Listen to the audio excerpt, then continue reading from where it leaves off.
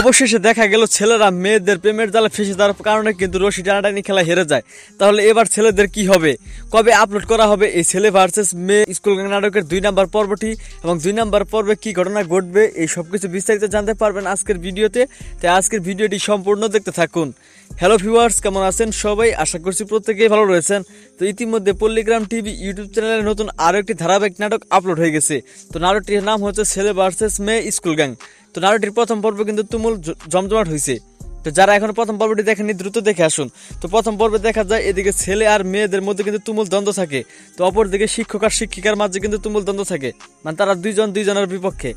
যার ফলে পরবর্তী স্কুলের দায়িত্ব কে নেবে সেটা কিন্তু একটি রশি টানাটানির মাধ্যমে কিন্তু সে দায়িত্ব নেওয়ার কথা, যে মানে রশি টানাটানি খেলায় জিততে পারবে তারাই কিন্তু সে দায়িত্বটা পাবে।